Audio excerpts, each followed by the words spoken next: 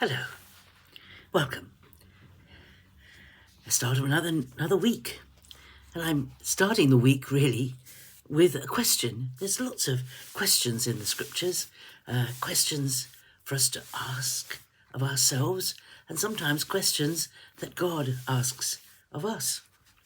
And this is a question that God asks of anyone who reads Isaiah 55. Isaiah 55 verse 2 says, "Why do you spend your money for that which is not bread, and your labour for that which does not satisfy?" That's a good question, isn't it? Question to ask. What do you expend your energies on? What do you invest your time in? What do you spend most of your time doing? What is your focus, your purpose?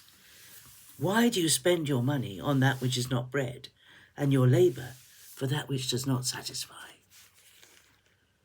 God's got a purpose for your life, a great purpose, a great intention, something for you to aim at, something that is yours to do for the kingdom. Why do you spend your time and your money doing something else? And the beginning of that chapter, Isaiah 55 says, "Ho, everyone who thirsts, come to the waters. He who has no money, come buy and eat." Come, buy wine and milk without money and without price. And that's the thing about salvation, about everything to do with God. You can't buy it. We can't buy salvation. First of all, we can't save ourselves. That's the first thing. We are unable to be righteous. We are unable to earn salvation. So we can't earn it. We can't buy it. It's without price. It has no price because you can't buy it. It's a free gift. Salvation through Jesus is a free gift. There's no price label on it. You can't. And you can't barter for it. And sometimes there are people I know who have done this, who've been desperately anxious for someone they love dearly. And they've said to the Lord, I've said it myself. I've a daughter who has been ill for a large portion of her life. And I've said to the Lord, I'll take it.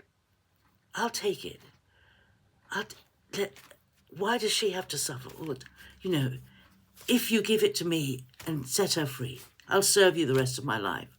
It doesn't work like that. I can't barter for it. You can't barter for it. You can't interfere with what God is doing in someone else's life. All you can do is be there for them and support them and seek the Lord yourself. But you can't. Some people in dire situations say, if you save me, Lord, I'll live for you. Or I'll change my ways. I'll be different if you just give me a chance. We can't barter for God's mercy, because God's mercy and grace are free, priceless, worth everything that we have. And Jesus told a parable that describes this really. Here it is. It's only in. Well, there are two parables that are similar, but I'm going to focus on just the one. They're both in Matthew 13, verses 44 and 45 and 46. And I'm going to look at the second one of these, and that is the pearl. Let me read. It's very short. "Again, the kingdom of heaven is like a merchant in search of fine pearls, who on finding one pearl of great value went and sold all that he had and bought it."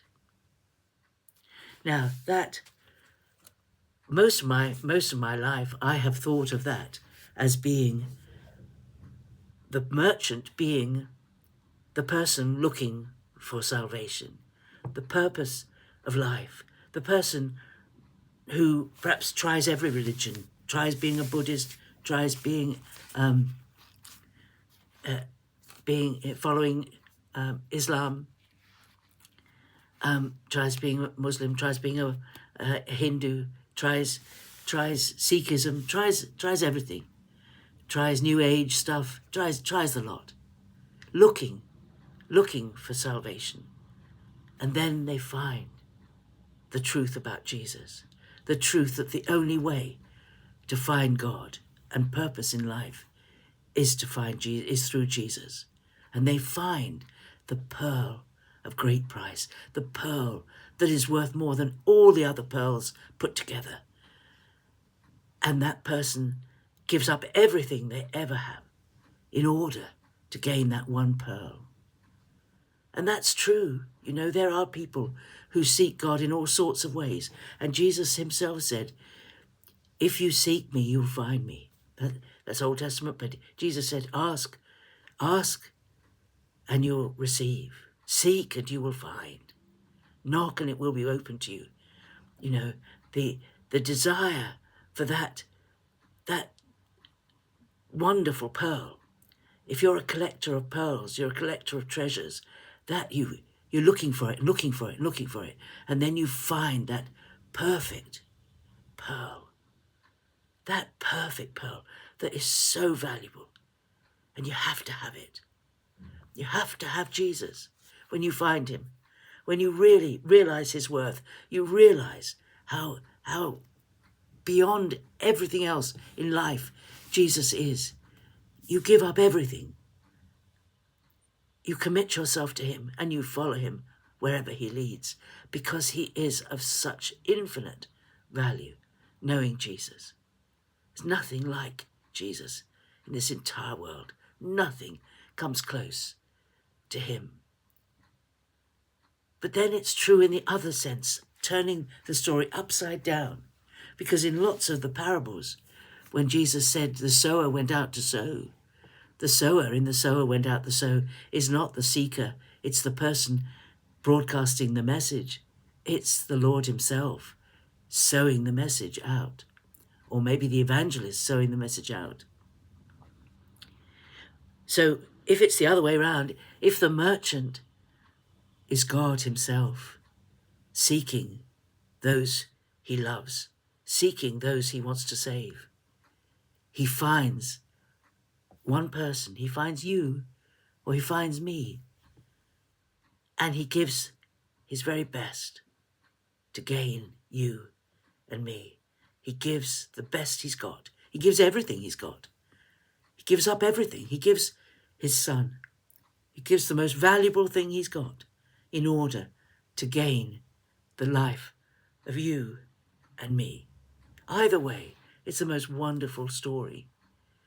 But it underlines the fact that salvation is completely priceless. It is without price. Following Jesus costs us everything. And there are people who have given up absolutely everything, even given up their lives. Many people martyred these days when they find Jesus because their society destroys them. They lose everything. But it's worth it. So lots of thinking about the value of things, about the value you put on the things that you invest your time in, the value you put on Jesus, and the value that God puts on you and me. These are wonderful scriptures to meditate on. The kingdom of heaven is like a merchant in search of fine pearls, who on finding one pearl of great value, went out and sold all that he had and bought it. God bless you. Have a great day. Bye-bye.